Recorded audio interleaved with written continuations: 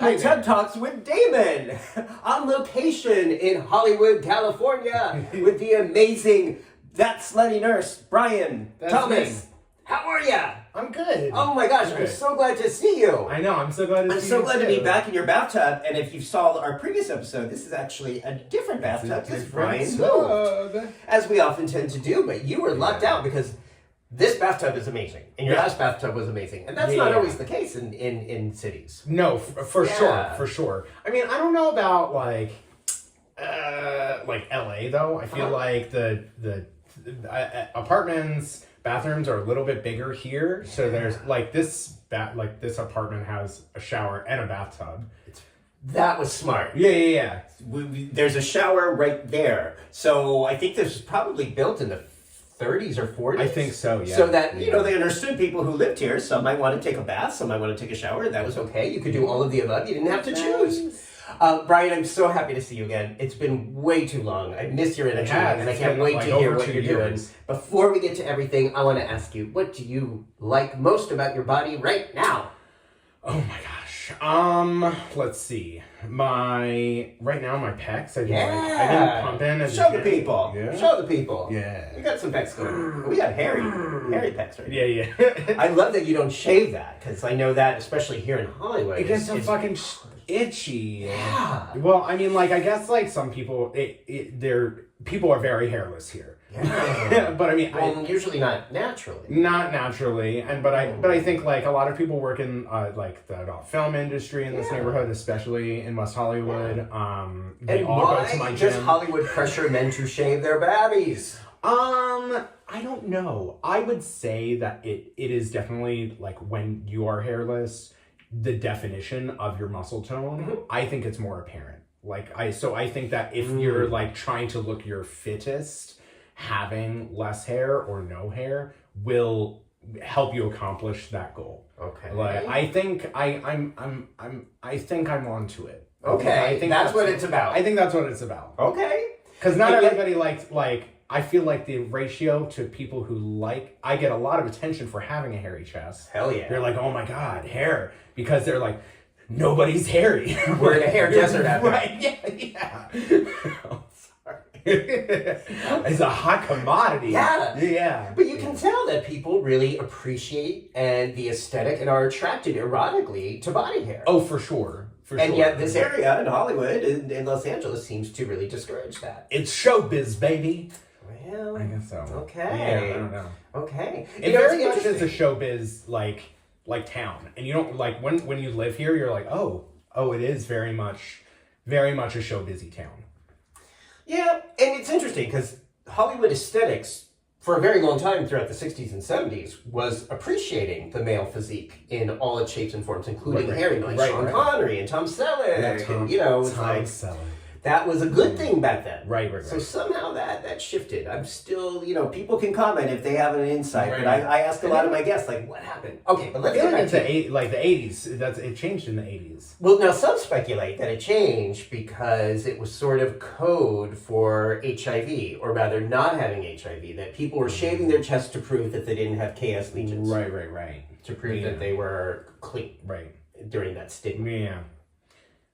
Again, I want to hear what people say, but that it was interesting, that was often where the aesthetic shifted and then really went to a bad place in the 90s, where it was just everybody was shaving their bodies. Yeah. And I think that's also where the, obsession for very fit physique comes in, especially the gay community. People think that, it's just because we're into that. I'm no, it, really, started, if you were withering away, people thought that you had AIDS, right? So people wanted to look fit, be big, look full back then, and that aesthetic has just multiplied, and now that's the obsession, I feel these days. And yet your pecs look great. You feel good about them. Yeah. And you get a lot of external validation for that. Yeah. It's a win-win. Yeah. Win. Yeah. And another win somewhere in there. Yeah.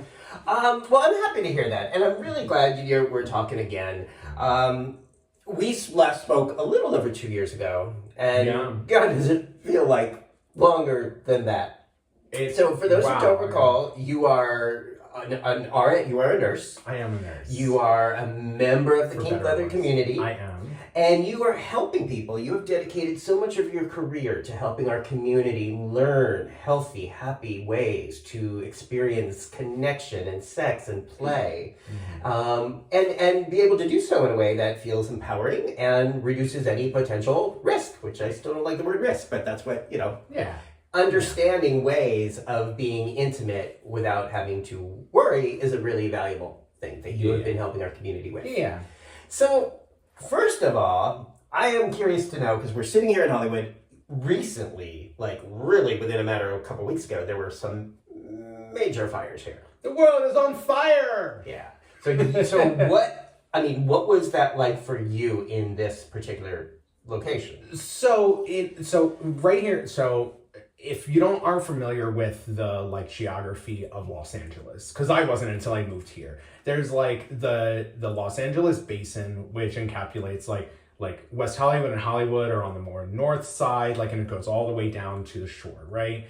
That's where a lot of the metropolis is. That's where a lot of the urban areas are. And then there's the valleys, and there is the shore, and all of these fires were either way down by the shore or way up in the valley near the mountains, right? Miles away from LA basin, right? But then that's all over national news. It's LA is on fire. Right. So I'm getting people calling me oh my God, are you evacuating? I'm like, no, these fires are miles away.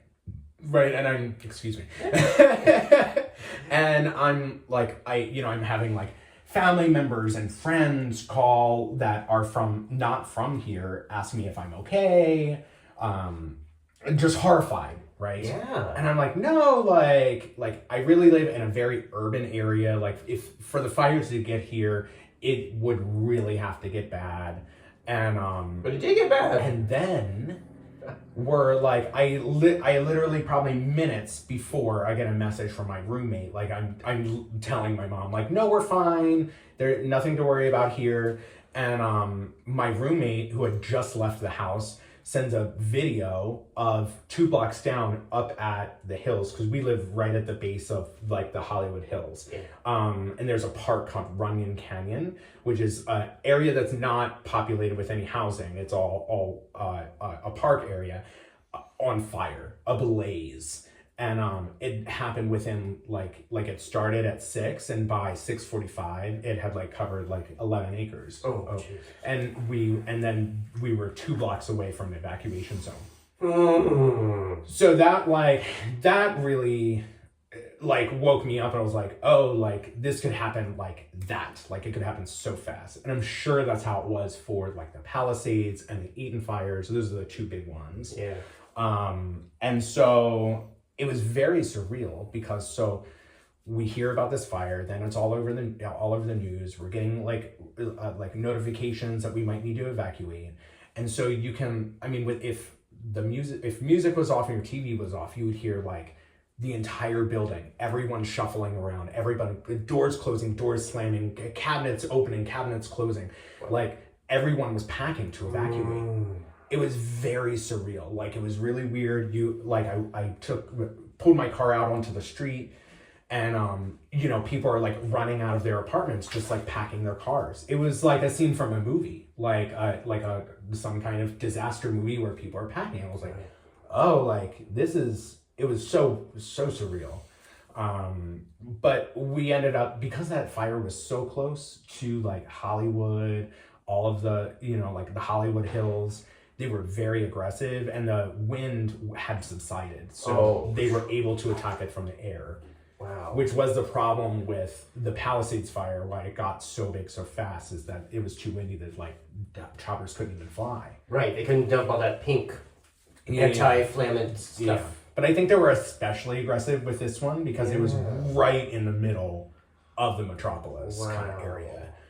Did you feel like you were being informed well? Were you being told clearly the difference between the warning and get the fuck out of here? Were you getting clear communication systems from the power that be? Have you heard what happened? No. Oh my God. I don't know. So I don't know. There's an investigation about it all, because something was going on with the emergency notification system, and the whole city was getting notified that they needed to evacuate when it was really just a certain areas, like by mistake, and they would have to send another like mass emergency message out, like, hey, disregard that last message. This was only for this area, and it happened twice. Oh God. Yeah. Yeah, like so did you receive a notice saying you'll have to leave here? It was like a get ready to evacuate kind of notice, and then they were like, never mind, because then I turn on the news and I'm like, wait, like all the fires near us are out, like there's no, I don't, what? And whoa. Then like the message that it was a mistake came out, and apparently like it happened more than once. But no, so like there was an app that a friend circulated that was a very accurate like map of if you were in like a get ready to evacuate or a mandatory evacuation kind of area. So we just stayed informed like that. Whoa. Yeah, but that whole thing with the emergency notification, like something. Was there something anybody learned from this that's going to help? I think they're like investigating it now. Somebody's getting fired. Yeah. Yeah. I'm so glad you're It's ridiculous. Okay. Yeah, it was just like I said, I was like it didn't hit me until it happened so quickly right around the corner, and then I was like, oh, okay, like this is how it happens. This is how people like get trapped, and you know, people die from this because it can happen so quickly. Wow, scary. How have you been doing since then? Has this interfered with your quality of sleep, or are you having any traumatic symptoms from this? No, I don't think so. Like it's even though that fire sprung up all of a sudden, we've had a bunch of rain since. So the conditions are definitely better now than they were. But I stand by, like, I ride a motorcycle. You can't live in fear. Yeah. You know. Yeah. Like you can't live there. Wow. Like you can freak out when it's time to freak out. Yeah. But well, speaking about not living in fear and not freaking out, right. Let's talk about what's happening for your work as a nurse. Oh God. Okay. Yeah. So you work in I can't remember where you work right now. I work in a hospital or a... I work in a very large hospital here in Los Angeles. Yeah. And are you still doing like emergency services or? I work in neurosurgical ICU. Oh, okay. Yeah. Neurosurgical ICU. Yeah. So like if you fall and hit your head or get in a motorcycle accident, you come to me. Or if you have like a catastrophic stroke, hemorrhagic strokes, like brain bleeds, those are the kind of things I deal with. Wow. So your everyday life is dealing with people who are in some kind of neurological crisis. Right. Wow.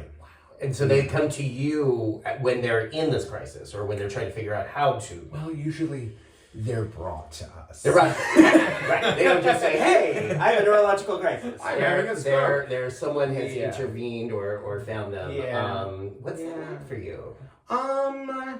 It can be. I've worked in that specialty most of my career. Okay. I think of you as sex stuff. I don't think of you as neurologic stuff. Yeah. That's my passion is sexual health because of my background. Yeah. But when I was in nursing school, Johns Hopkins was offering this externship, and they kind of like put you into wherever they need or have availability, right? And they happened to put me into a neurological ICU. And as like a new grad nurse, to go straight into the ICU is a very hard like kind of thing to swing unless you have an in. And so I had an in, and I started as a nurse in that specialty. And I worked in that until COVID. And then, everybody worked in like a medicine ICU kind of situation during COVID.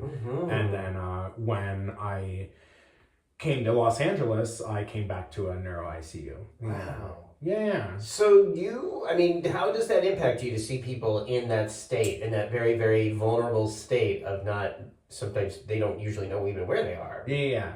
Or they've been harmed. It's thankless because they can't thank us. Yeah. Yeah, you don't get the Christmas presents after No, that. it can be very, very dark. Yeah.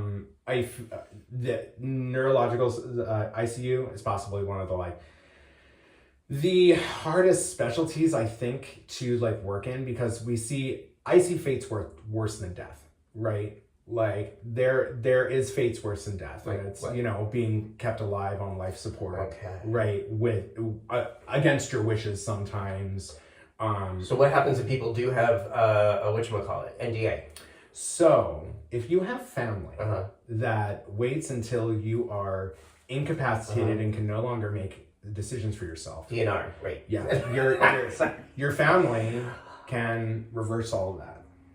So even if you took the legal steps, Yeah. to be clear, and like let's say you have an executor who is not a blood relative, who's like, okay, I will see through your wishes, I respect your wishes. Are you saying blood family can come in and change that? Next of kin, unless it like the executor, if they've been named like within like the some legal paperwork to be the medical decision maker, that person would still like be the medical decision maker. Okay. Whoever is the legal medical decision maker can overturn that DNR as soon as you're incapacitated, if they wish, until an ethics committee usually has to step in. Say someone has like a pollster or like a document saying their wishes, and you're going against their wishes. Like we have to engage an entire ethics committee to come in and take basically that power of attorney away from the family, and that takes time, right? So like it could take weeks, it could take a month to have like the legal like ramifications of that pulled, or like the decision making pulled from the family, the legal decision maker. And so like if your wishes are not to be in pain and kept alive on life support, you would be for weeks at a time. Oh dear. Yeah, it can be very. And you're getting to some of my greatest fears. Because I really don't want that. Yeah. I would not want that. I don't think anyone in my family would want that. But you're saying somebody could. Yeah. Oh, I see it all the time. So let's say right now, someone who has a same-sex spouse is has a very clear NDR. Yeah. And the spouse is like, yes, I'm in agreement. We're gonna respect his wishes. Sure. And then the blood family comes in and tries to reverse that. Does the blood family have rights to reverse that? So it would depend on the state that you are in. Oh, how about California? In California, the spouse would be the decision maker. Okay. No ifs, ands, or buts. But in different states, it may not be the case. And also, even in California, say like in a lot of states, the oldest child is the decision maker. And it just like defaults to that. Whereas in California, it actually could be any of them, and they're like the decision maker is like chosen upon situation kind of thing. Ooh. So it kind of depends where you are in the country. I know that now that gay marriage is legal at least for now. Well, that's what I'm curious to see how the federal laws impact the local practice. Because if like you're legally married to someone, that in and of itself, whether you're gay, straight, or whatever, that is your power of attorney. That is like, there's nothing kind of, if you're married to someone, they are your legal decision maker, unless you vocalize that you want your mother or your son or whatever. Right. And if at any point your spouse didn't want to be the decision maker, they also would be like, I don't want to make the decisions. I want my son to be the decision maker or whatnot. That's kind of like case by case. But yeah, so like if gay marriage was overturned, and in states where they repeal gay marriage, that would now not be the case. So like your spouse, if your marriage was not acknowledged legally in that state, it would be like, during the 80s when, lovers, their lovers were dying of AIDS and their family swooped in, right. And then like it said that they couldn't see him anymore. It could be like that, which is devastating. So without the federal protection, this is what can happen. Exactly. Yeah. At the bedside and practice in the hospital, like we're not really seeing any of these like big changes yet, right? I also, I'm in like the liberal cesspool of America that is Southern California. Fantastic. So like don't have to worry about as much. But I think that we will see the ramifications of this like lack of knowledge across the board affect the overall public health. I remember one of the most consequential things Barack Obama did in office, and people don't always realize this. Yes, marriage equality was very important, but 6 years before that, in 2009, he implemented a federal act that said you cannot ban a same-sex partner from visiting someone in the hospital. Did he really? And that was so important because that had been such a devastating part of working, in the HIV community with people who were sick, when the blood family would swoop in and take over. And without federal protections, the same-sex partner could be just removed and often were. Right. So before marriage equality became effective in 2015 federally, there was an act that would protect same-sex partners. I didn't realize that. So they could be in the hospital room and visit their spouse when they were sick. So the hospital could not ban a same-sex partner. Right. And that was a really, really important thing. Yeah. I am definitely concerned about going backward. Yeah. I mean, there's obvious, like, just like I can't live in fear. Yeah. Like, there are moments that in the past weeks that I have been very doom and gloom. Okay. And then I have to remind myself that, like, there's only so much that I control. Right. Like, and anything that I can do, I have done. Anything within my power, like, I have. I vote, I advocate, I donate, and anything that I'm capable of doing, I have. So what does that feel like to know that? There's nothing else that I can do. Yeah. So I can't let existential dread just like drain me 24 hours of the day. Yes. Just like 20 minutes a day. Yes. Yeah. 20 minutes of existential dread and then move on. And what does that feel like to be able to move on and just say, I've done everything I can do for today. I'm not going to get totally overwhelmed with existential dread. I mean, like, sometimes it's this half like feeling of relief and half feeling of guilt. Really? Yeah. Why? Yeah, because it's almost like you feel like you should be more upset about what's going on, right? Like, if I'm like maintaining my own mental like wellness by being like, I'm not gonna live in this place all the time, there's almost this kind of like guilt that I'm not. Yeah. Now, is that coming from you or is that coming from someone you know? I think that's coming from me. Okay. Yeah. So there's some guilt saying it sounds like that you should be miserable. Right. When you're feeling okay. Right. Like I shouldn't, be happy when everything is fucking imploding. Wow. But there's only so much that I can do. Yeah.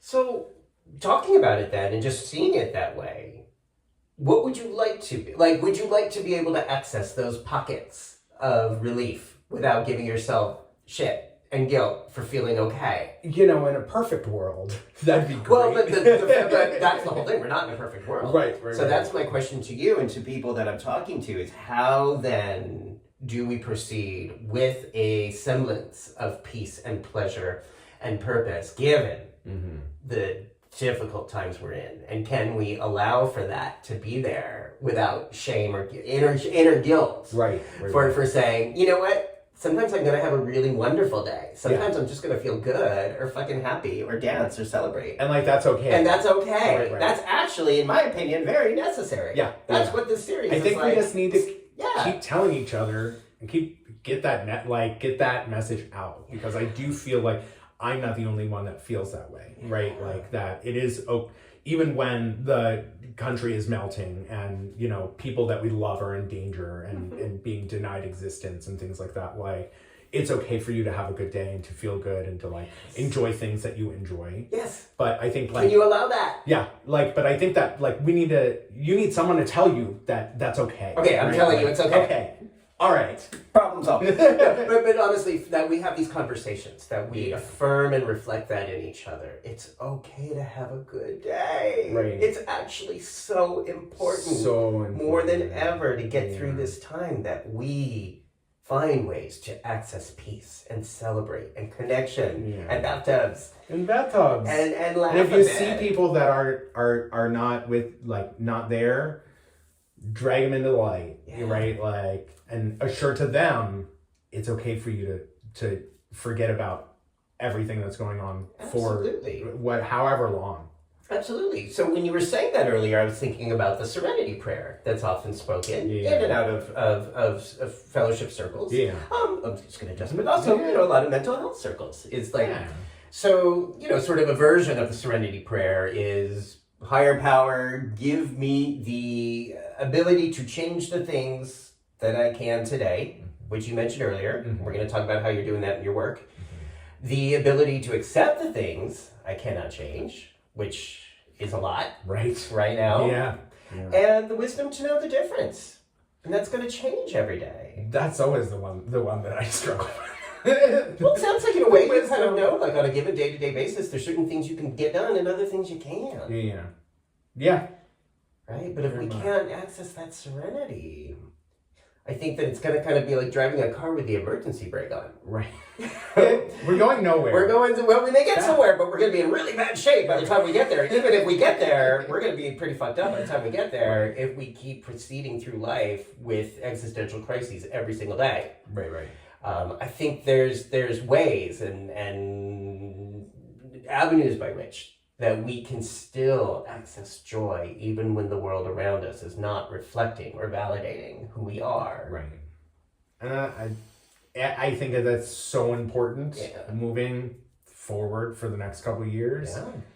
And it's going to be tough sometimes, but we are going to get through this, right? Like, we are. Yeah. And you're a big part of that. Because despite everything that's going on, well, let me ask you this. So with where we're at with the Trump administration and all the insanity with CDC, does that actually affect your job at this point? Or is that affecting your work as a sexual health advocate? Right. So I don't think that it is affecting my job as a nurse at the bedside, right? Like at right now. Mm-hmm. But I will tell you that we, in acute care, like in the hospital, we see things down the drain, like down the line, right? Like what we're seeing now is that during COVID, all of the preventative screenings that people usually do, mammograms, pap smears, EKGs, all of these like preventative things that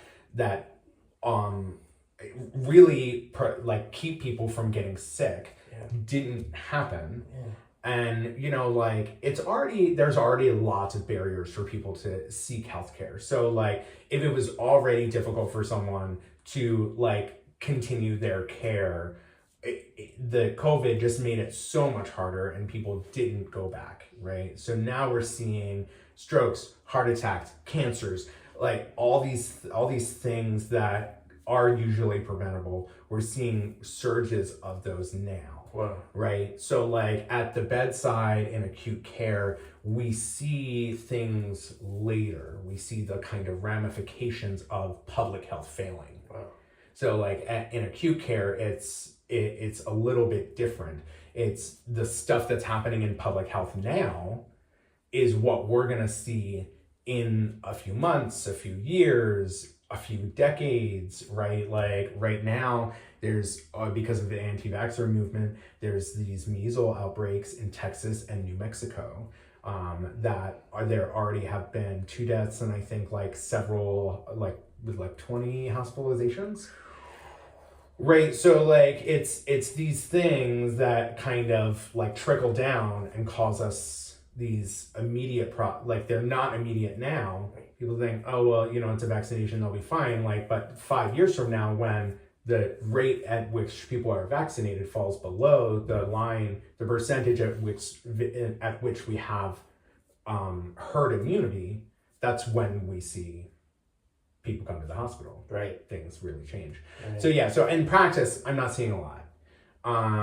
With my advocacy and with HIV and sexual health, I last year had been really just run down with a lot of the I was just kind of getting exhausted, right? And feeling like a broken record, and like there's only so many times I can like say the same thing, like twice, or say the same thing in a different way. And what I have realized most recently is that with like the CDC pulling, literal research and data out of records, with the United States leaving the World Health Organization, like it's even more important for people that are advocates for public health. It's public health in general, right? Like, and these are public health organizations, and what we do is public health, right? And so like it's the most important for individuals to that advocate and promote factual, statistical information that is peer reviewed, like to be pushing that to the public, to be endorsing that, it's more important than ever that we do what we do. So I didn't make a lot of content last year. At least not like a lot of like sexual health content. I'm always like keeping my followers like updated and everything, making goofy videos because I'm a goof. But I think I am going to pour, maybe this is an action, right, that I can do that can make a difference, which is be promoting public health across the board, right. Because we can't depend on some of the organizations that we usually would to be doing that anymore. Right. So I love what you're saying, that you're public health, I'm public health. Everybody watching this is public health. If you're watching this and you have a way to talk or communicate or speak, you're public. Yeah. And this is our health, and it's going to be on us more than ever before to carry these messages through. You equals you. So undetectable is untransmittable. That is not up for debate. That's a fact. It's a fact, right? And I feel like we're going to see... Yeah, we're fine. I feel like we're going to see things like that be questioned, right? Like, there's already been things... There's already been things that have been... eradicated polio with vaccinations. And, right, so, like, these things that have been, like, accepted facts have been pulled down and reinvestigated and been like, actually, we don't think this is facts. No, we know that they are. And same with like the you equals you. I feel like that is something that they could easily pull down and be like, this is not what we stand by anymore, right? The CDC is this federal organization. The CDC is who endorsed that and what people listen to. Right. So we really have to be the ones, you and me and the people watching this have to be the ones to continuously, even if it feels like a broken record, that's okay, because guess what the other side is doing? Guess what the MAGA side is doing? Right. If you listen to any of their stuff, it is broken record. They say the same thing over and over again. Yeah. Not even creative different ways. They just repeat the same false message and works in terms of people learning. Yeah. So I think it makes sense for us to be vigilant and repetitive and even repetitive in terms of how we talk about you equals you. It's almost like we're being repetitive. I think you're being rhetorical and repetitive. So it's so important right now. It is so important. So you equals you equals you equals you. We have to say that and make sure your friends know that. What's also new is that I realize a lot of people don't realize that I think in mid-23, it was really determined scientifically, and the World Health Organization said that undetectable living with HIV and untransmittable does not mean 0 copies. We had known you could be positive and have 200 copies of HIV show up and still be very, very healthy and untransmittable.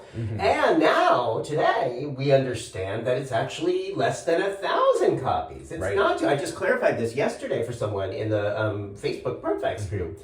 Who was like, we were explaining you equals you. He was explaining 200 copies. I was like, I get what you're saying, except for the part where we have to make sure people understand. The reason that's important is because sometimes people get a blip. Or their, blood copies come back and they're like, oh, it's 300. Oh my God, that means I'm sick. That means I'm infecting people. No, it doesn't mean that medically. But unless we say it over and over and over again, they're not going to hear it. Right.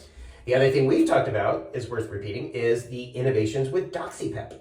Oh my gosh, yes. Yes. Oh my gosh, there's been so much progression since. Yes. It's been fantastic. There is. So we last talked about that 2 years ago. Yeah. And since, I mean, that was right when the UCSF study was beginning to be known. Yes, and we talked a lot about like how I was like, we're going to get pushback from, from physicians because they're taught about antibiotic stewardship. We talked about that. Yes. And how's that stewardship going? You know what? I actually think there has been less pushback than I anticipated. Oh. Like, at least in conversations that I've had with like providers that I work with about it and stuff like that. And the thing is that a lot of the studies that come out all discuss antibiotic resistance and antibiotic stewardship. Right. And can you say what stewardship means for those people? Right. So from the beginning of someone's medical education, antibiotic stewardship is kind of taught that like you don't just prescribe an antibiotic unless you know you have an active infection, right? That's like this thing that is drilled into a practitioner's head.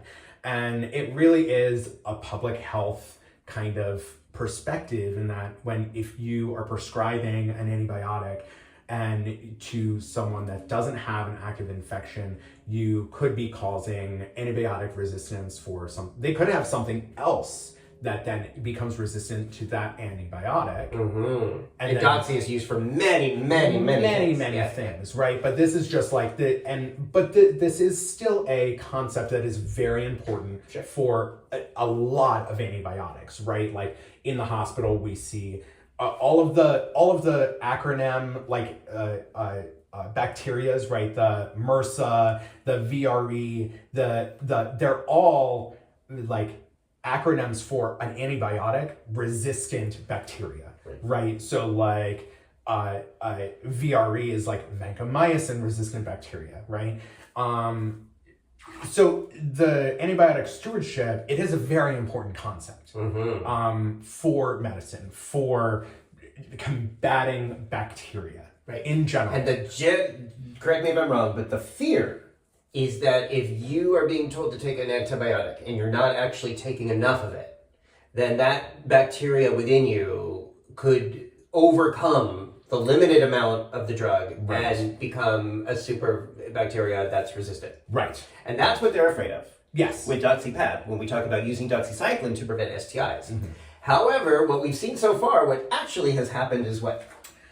So what we've found is that it's extremely effective for preventing syphilis, which I don't think anybody thought it was going to be so effective, right? Yeah. Like, but they also, out of all of the antibiotics to be using for a prophylactic, like STI kind of treatment, doxycycline has like some of the, like we've been using it since the 50s, right? People have been taking it long term for acne, for some like oral stuff, like dentists have been prescribing it.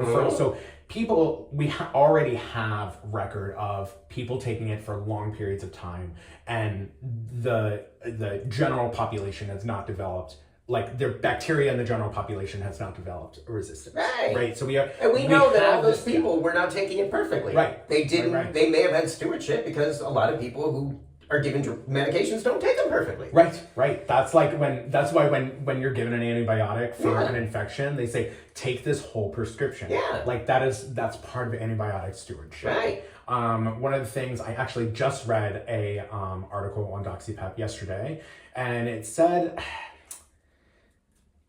it's about gonorrhea, because we have found that the DoxyPEP is not super effective for gonorrhea. But I think one of the big concerns was that it would cause antibiotic resistant gonorrhea. But the European strain of gonorrhea that is resistant to an antibiotic would already be resistant to doxycycline, is I believe what this article was saying. So the tetrasides, that class of tetrasides, has not been used to treat gonorrhea in this country for about 30 years, because it was non-effective 30 years ago. So it's super effective for syphilis, which is fantastic because we've had this huge spike in syphilis, and it can cause really permanent damage, right? I think our current president is maybe the sorry, not Democrat. Allegedly. He may cut his ear off. Who knows? It's important people get treated so they don't go more insane. Okay. But for, chlamydia, it's also super duper effective. Yes. It's fantastic. Yes. So, And just anecdotally, this is not data, but since I started using doxycycline to prevent my own STIs in 2017, have not had one gonorrhea infection, nor syphilis, nor chlamydia. that's personal data. But I have not had gonorrhea, which is a surprise because they didn't really think it would work for gonorrhea. And the data is very all over the place with that. I can only tell you, I have not had it since I started using it. And I had it many a times down there before that. Right. So that's just my own anecdotal story about it.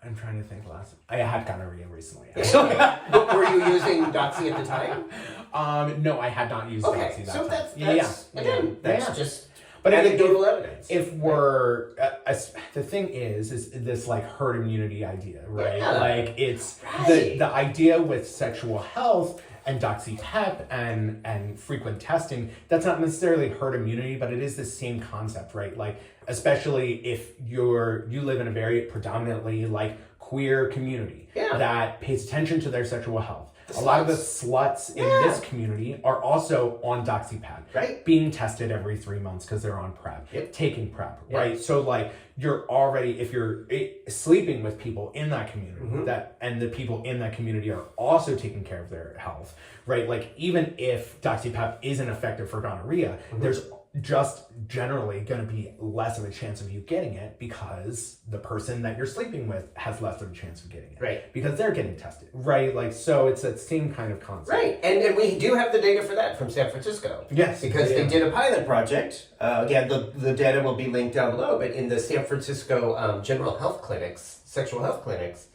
they did a pilot study where for a year they offered doxycycline to any same gender-loving man or transgender man who would be at high risk of STIs. When they would come in for STI testing or they test positive for an STI, they said, okay, we're going to give you, if you want it, we're just going to give this to you. And they found over the course of a year, I believe this was from 2023 to 2024, there was a 51% drop in STI infections in those clinics.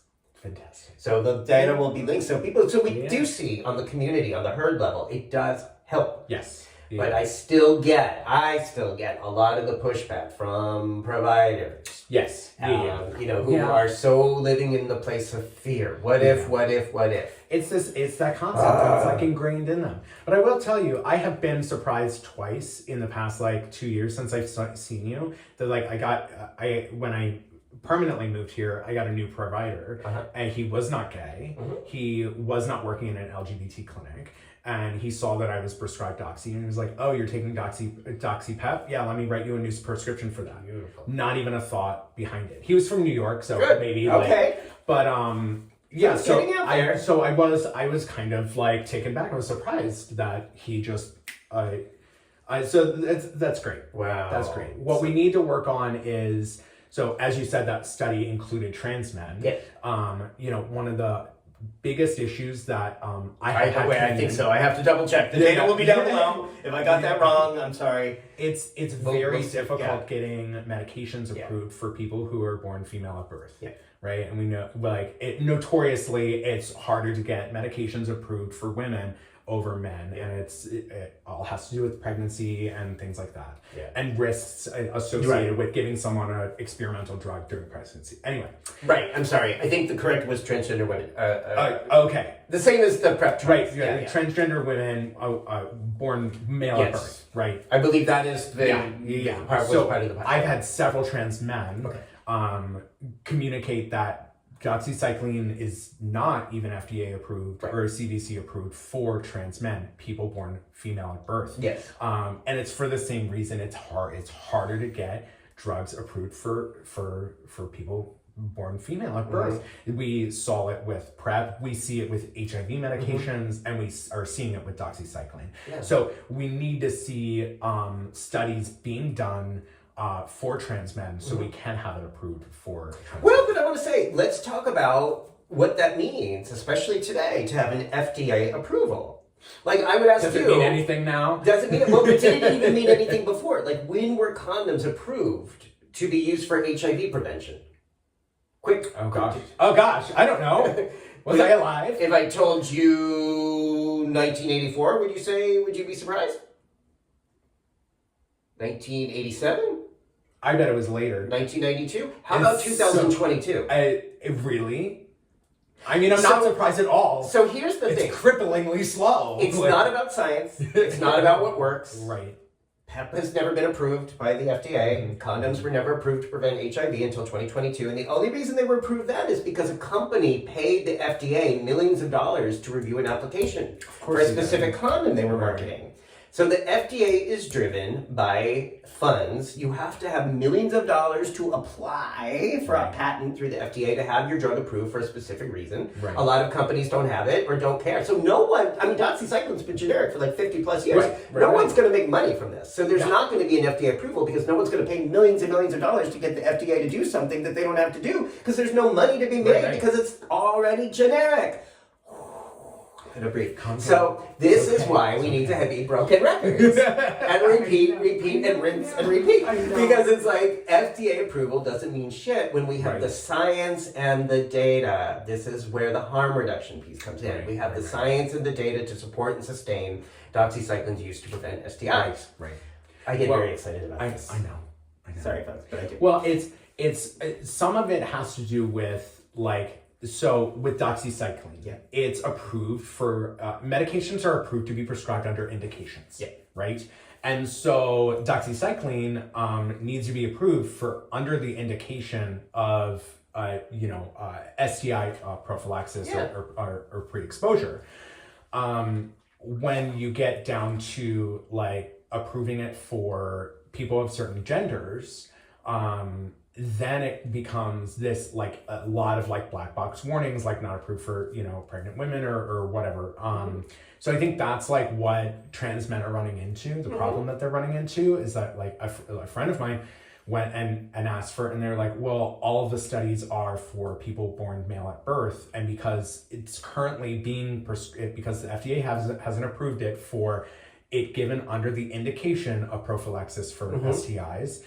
When you're getting it prescribed, your prescriber is prescribing it not under an indication, not indicated for this kind of treatment.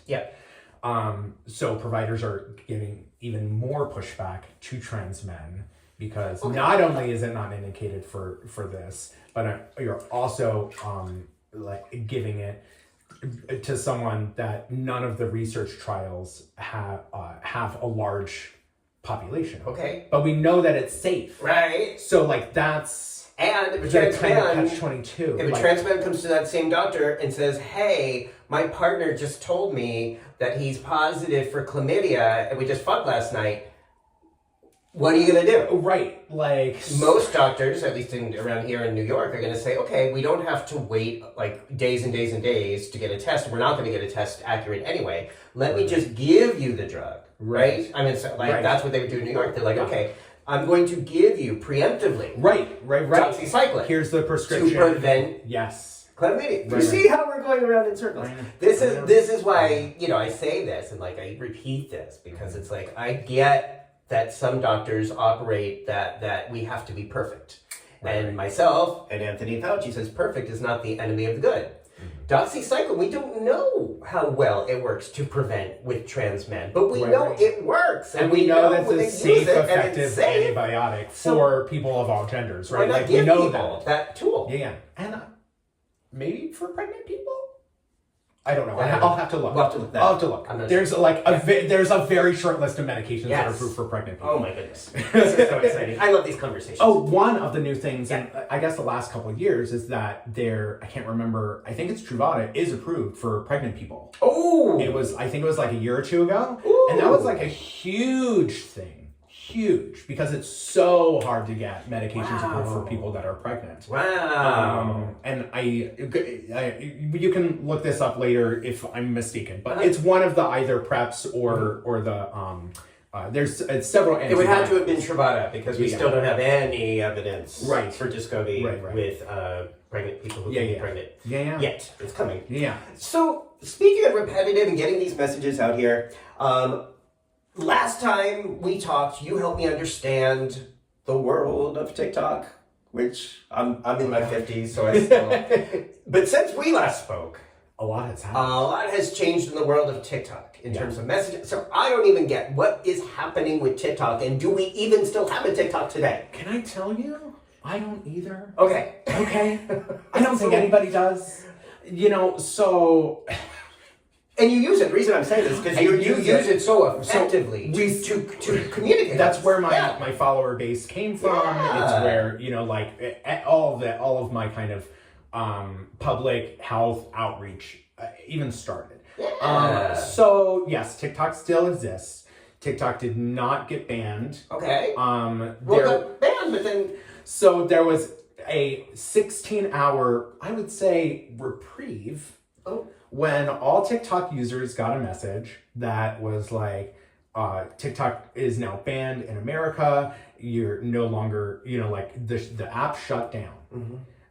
And then in that little warning, there was a little caveat that said, we're working with President Donald Trump to accomplish a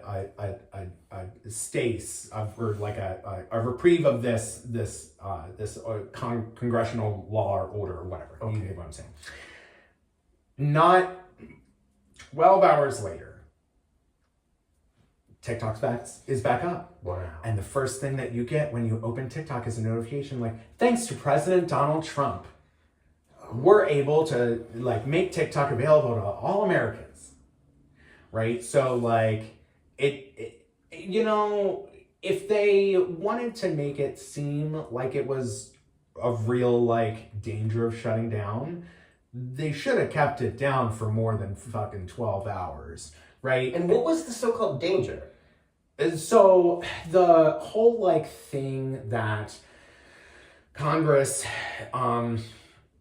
swears by is basically that China is like mining our data, like collecting our data, using our viewing habits, our buying habits, all those things. Mm-hmm. But the thing is that like, so is literally Elon Musk. Every fucking like app that you use. People are using like Shein, you know, like all of these, everything, Amazon, all like it's continually collecting your data, right? Like, okay, have it. If it means that you're going to make something more available for me to purchase that you know that I want to purchase, that I don't know what I want to purchase, but I will eventually, that's fine. That's fine with me. Have it. I don't know what you're going to do with it. But it's kind of this, it was a fake, it was a facade. Okay. Like, and it was very much like a witch hunt against TikTok. And I think what it really comes down to is that TikTok has this killer algorithm for how it populates its feed, right? Like it's the reason that it blew up so quickly and has become so prominent and is making, you know, creators and both physical and visual creators, you know, a lot of money, right? Like the creator program that TikTok has was like unheard of to get like immediately like paid per views. And then people that have businesses, like their businesses have blown up because of TikTok, right? So like it's been, and then the thing that it does is somehow like it knows like what you want, what you don't want, like not possessions or things necessarily all the time, although it does like populate those. Mm-hmm. And then content, you know, like the kind of content you want. And that algorithm is proprietary to TikTok and ByteDance. And American companies, specifically Meta, really fucking want it. Why? Because I think about like, why would anybody care what I'm buying or what I want? Because it's been so successful for TikTok, and Reels has not been able to perfect it. Like if you are scrolling on Reels and you're scrolling on TikTok, if you had an eye, or like you could really tell how different it is and why this algorithm within the TikTok app is so coveted. Mm-hmm. And so that's why the American Congress wants it to be sold to an American company, so that it can be an American technology, and it can then be disseminated and be used.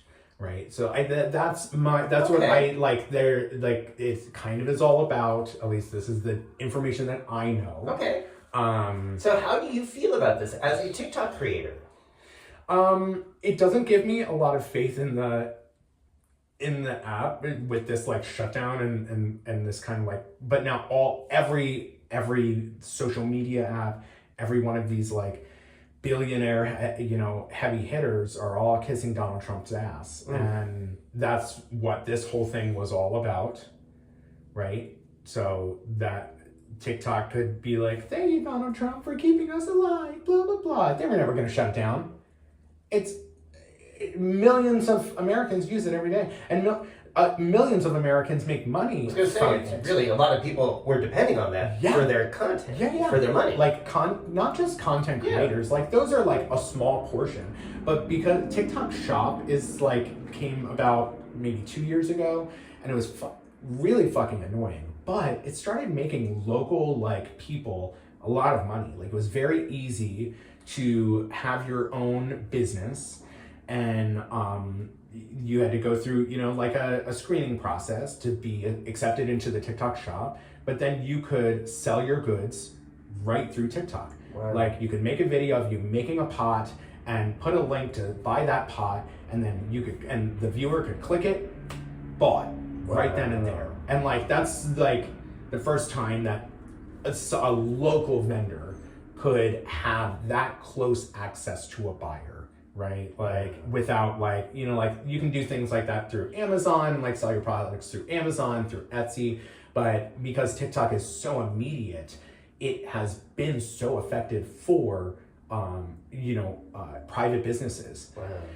And I remember in the days before this shutdown, these private businesses were making like funeral type videos, like, well, I don't know if you'll ever see me again, and I'm probably gonna lose my house, and it was real stuff. Like, for some of these creators, which are the smaller portion of the people that make money from TikTok, they also were losing, probably the majority of their income, like immediately. Which is crazy that I could just like. I'm hearing the helicopters. I'm hoping we're not in another.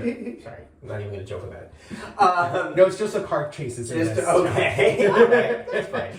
So then, as a content creator on TikTok, you're still going to be doing this. You're still going to stay there. You're still going to do this thing and do the work that we're talking about. The repetitive, helping people know and learn things. I built this following there for a long time, and the people that follow me there are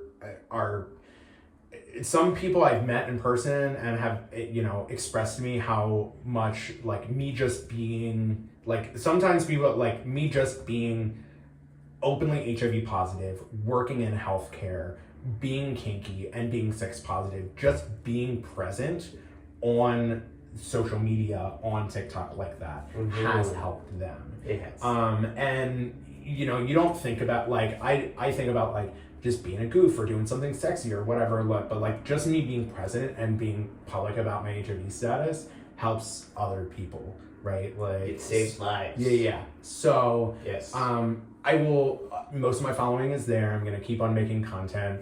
I also making content on Instagram and Reels. So like, no matter like what, like, both, if it's a video that there's definitely like content that I just post to Reels, and there's content that I only post to TikTok, and then there's content that I post to both. And I kind of like, it depends on, like, my Reels end up being a little bit more personal, whereas my TikTok ends up being a little bit more public. Wow. Yeah. Even though, they're both public, anybody could follow them. Yeah. That's Slutty Nurse. Beautiful. That's Slutty Nurse. So that link is below. Another thing you share that you're very generous to share that helps people is about your sobriety journey. Yeah. So we talked about that in the first video, but I just wanted to, it's been a couple of years. How is this journey of health and wellness in helicopters? How is this journey going? Welcome to Los Angeles. Yes. I do remember hearing that when I grew up. What's going on with that? Well, the last time we had chatted, I had maybe Recently. just come back from very recently come back from a relapse after having I had 5 years of sobriety, right? Like I've had a few relapses since I got sober when I was 25 in 2015. But I mean, the majority of my life since then has been being sober or pursuing sobriety and this life, or trying to improve upon my life. And the last time that we talked, I was filled with shame from this relapse, which is, I think, quite normal, right? But I knew I had gone through a relapse before, and I knew it just I just needed time, and that's exactly what it was. It was I just needed an excruciatingly long time, just to let go of that. There's still that shame, right? Of what it today. Yeah. Oh yeah. Yeah, I'm filled with shame and guilt. Haven't we already discussed We're gonna have to work on that. Yeah. We're gonna work on that. Do you feel so? You have not touched meth in the 2 years since we last met. Yeah. Does the shame and guilt help you with that? Is it serving you in this way? Oh no, of course not. No, I mean I'm not. That's not I don't know, because sometimes people. Keep that in my little pocket. It's the same. I mean, I think it's the same kind of reason that I feel guilt that I'm having a good time when the world is melting, right? And falling apart, right? It's that I don't know if it's a self-righteous thing. I feel I deserve to feel guilty about it or feel shame about it. But those are Does that serve you? No. And it didn't serve me then either. But it just took time to kind of let it go. Yeah, but I have a sponsee now. Okay. Yeah, so I'm I think I wonder if I was thinking this the last time that we had our talk, but when I relapsed and I lost this time that I had, a lot of what gave me joy and purpose was the fact that my story is helping other people. Right, my experience is helping other people, and a lot of the shame and sadness that came from my relapse was this idea that I have lost that ability to help people. Right, I am of no use to anyone anymore. That idea it faded away, but it took time for that to fade away. And I know that now my experience is this new experience that will help people that also had time and relapsed or, struggled in this way or that way. So it just means that I have this new kind of angle to work. Yeah. And that's really what it all comes down to, is that my purpose is I'm a nurse. I do all these things to help people. I get purpose out of helping people. I'm a cancer. And my relapse, I was feeling as though that took that purpose away from me. Yeah. And at the time, especially right after my relapse, I was a sick puppy. I was filled with that shame and just and anger and just really bitterness, right? That's not helping anyone, and especially myself. So yeah, I was not helping anyone at that point, unless it was people being oh, I don't want to be him, which I might have.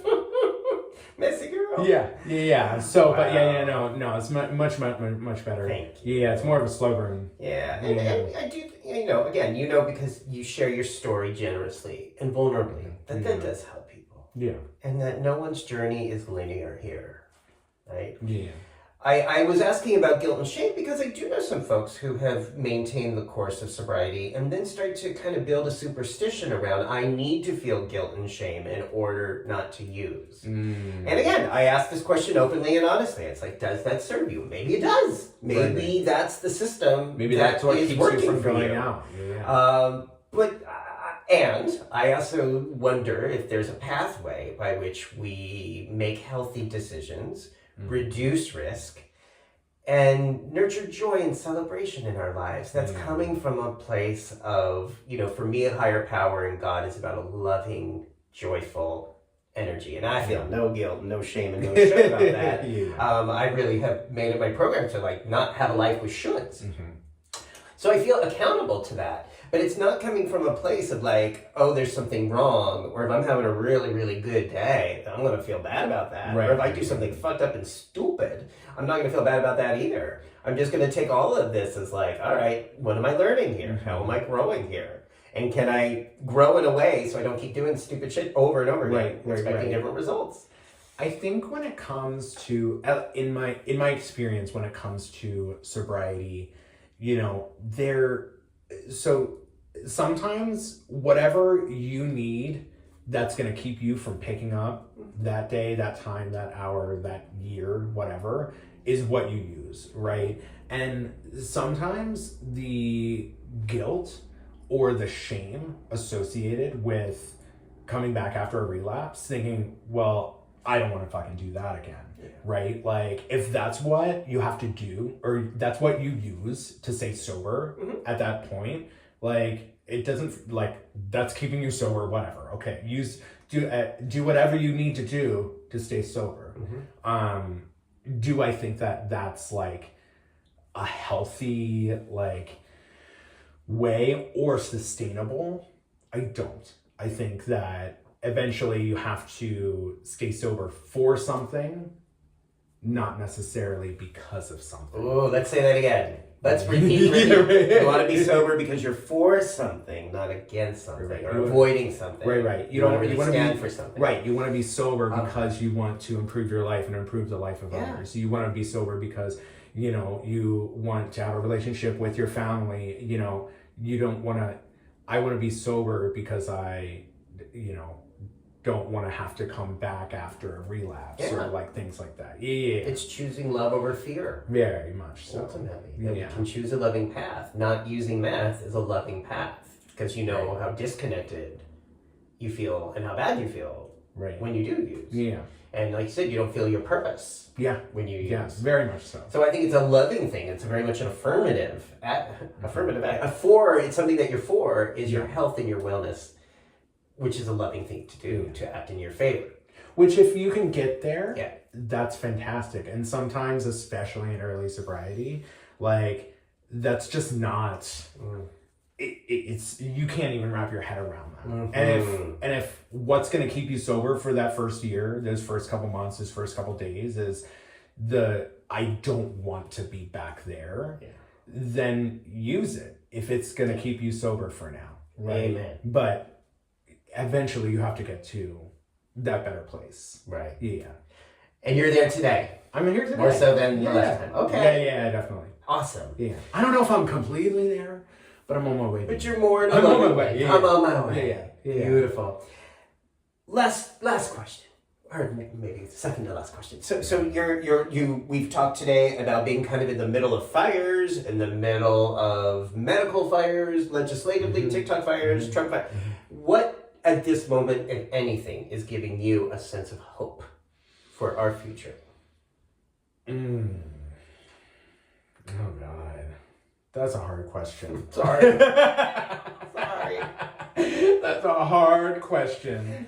Well, there's a few things that give me hope. It's that global warming has brought rain to Southern California. Okay. Because every year we're getting like torrential like monsoon rains and we're no longer in a drought. Although we have these fires, it's fires. So it has rain. Yeah. It has rain since the fires. Yeah. What in general is anything about humans? In other words, you mentioned earlier experience with recovery, saying sometimes people have to go through something really, really painful and really, really hard in order to come through the other side in a more sustainable, healthy way. Do you think we're seeing this in this country right now? Do you think our country is going through something like this right now?